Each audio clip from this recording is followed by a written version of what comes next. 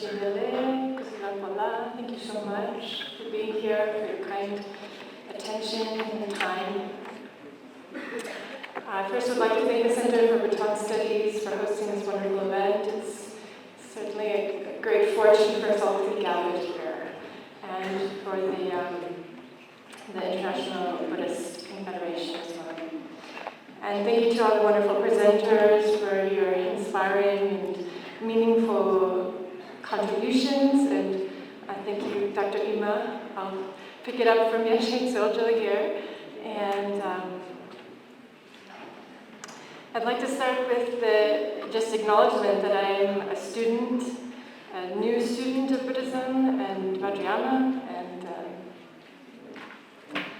I'd just like to share my experiences in beginning to approach what is the vast world of Yeshe Tsogyal and in my study of her avatars. So, first I'd like to just offer this question: why is it important to recognize a female Buddha? And what is the need for the enlightened feminine in today's time? Yeshe Tsogyal is an enlightened figure that we all can look to for inspiration, for guidance, for her wisdom. And why is that important today? I feel it's my own maybe personal duty, being born as a woman this lifetime, to raise the voices of fellow accomplished women, yoginis, female masters. And I feel that now is a time where it's more apparent than ever, and more accessible and accepted more than ever. And we don't have to look far within the news and within the world as it is to see where women are still degraded or regarded as second-class citizens, where bodies are controlled or manipulated within cultural and systemic conditions still in place that restrict women from actualizing their full potential. We sadly also see this from time to time within the monastic institutions, where women may be withheld from receiving teachings in some places. However, this is changing, and this offers me great inspiration and hope for the future, not just for women and for girls, but for all beings. And we know in today's scientific studies of sociology and psychology that cultures that offer equal opportunity to girls for education and to women for opportunities to be in positions of leadership and authority, that these cultures flourish. And so why not? Right? And so why not remember that a female Buddha does exist? So Yeshe Tsogyal herself is not only a reminder of a historic figure that has existed, but I feel is a living presence that we can all connect to and turn to for inspiration and guidance. First, I'd like to just address the question of gender.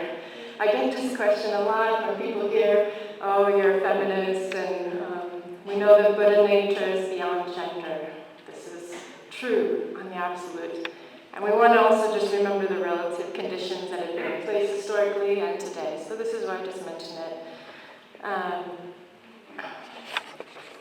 Yeshe Tsogyal embraced her womanhood throughout her various namtar, the treasure texts that she concealed and later revealed. She continually refers to herself as I, Yeshe Tsogyal, the woman.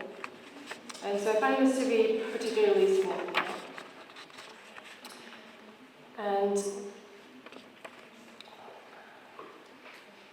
another just simple validation to kind of counterpoint some historic sutric texts that have stated that women's capacity is lesser than a man's in the pursuit of enlightenment. Guru Padmasambhava has said in Yeshe Tsogyal's Namtar, O yogini, who has mastered the Tantra, the human body is the basis of the accomplishment of wisdom, and the gross bodies of men and women are equally suited. If a woman has strong aspiration, she has higher potential. In another translation, Guru Padmasambhava says that if she is graced with bodhicitta, a woman is more suitable for liberation. And this is not to say that it is at all a battle of the genders. I don't want to position it in such a way, but it's just a reminder that there is an inequality within women that I'd like to just raise to the forefront.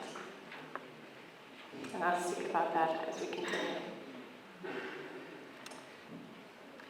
So, Yeshe Tsogyal as the exemplar, inspiration, and beyond her timeless living presence. Again, is something that we can, again, refer to by reading her nomtars, by connecting with her presence today, as something that can fuel our study and practice. And so who was she? We know her name translates as Victorious Ocean of Knowledge. I'm not a translator myself, but we can also look to her as the lake of wisdom.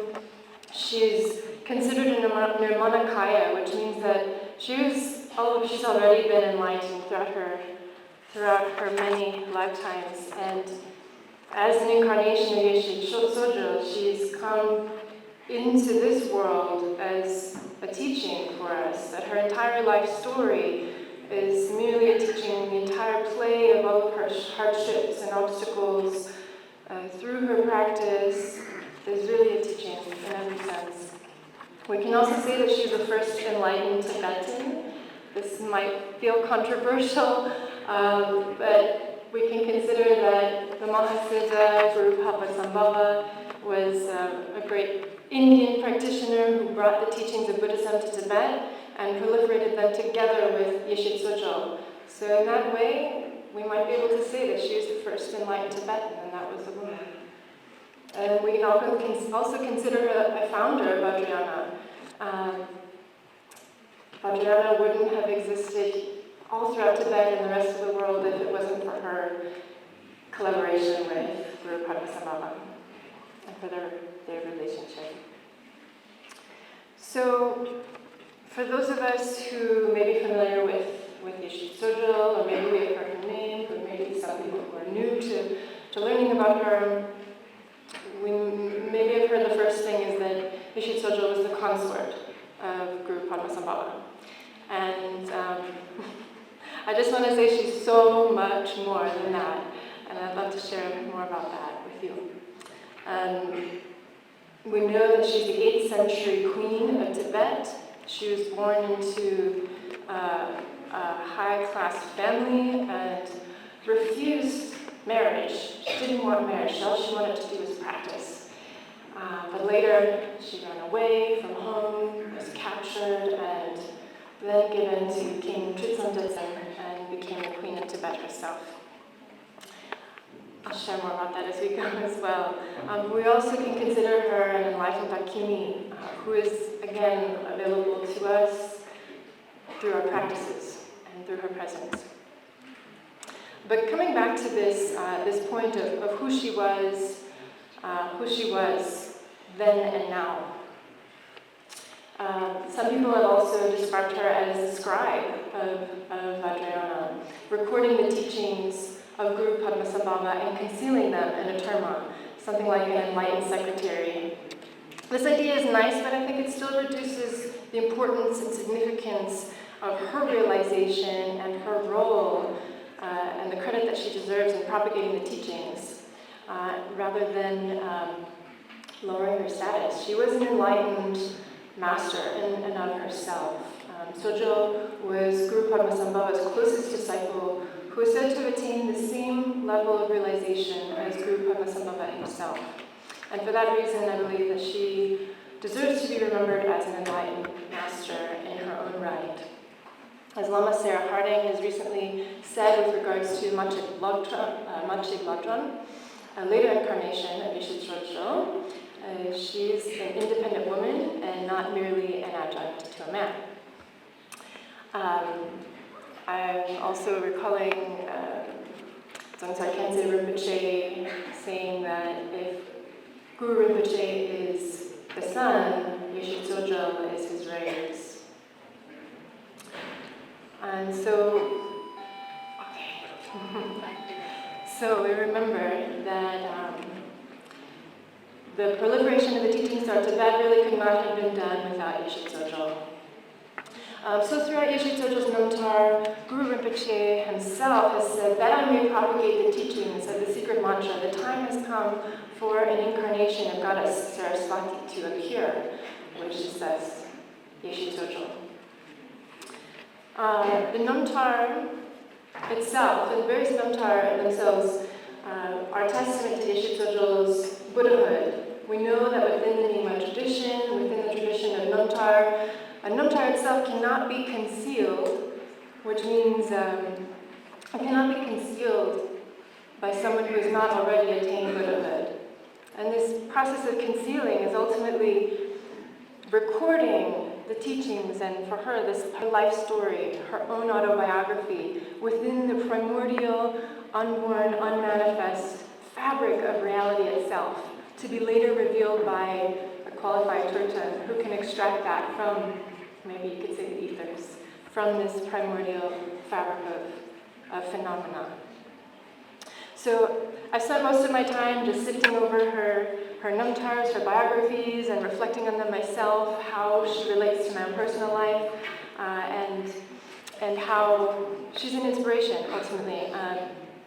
She is an exemplar of both the extraordinary, living a miraculous life. She's had a miraculous birth full of all of the auspicious signs, and a relatable life to everyday householder practitioners as well. I'd like to share a little bit more about that. Okay, so I've mentioned the Namtar as a testament to her realization. That describes actually her outer, inner, and secret narratives. The outer being the whole process of her life story within the world, her education and upbringing and teachings, her inner experience with receiving teachings, and the secret experience of her visionary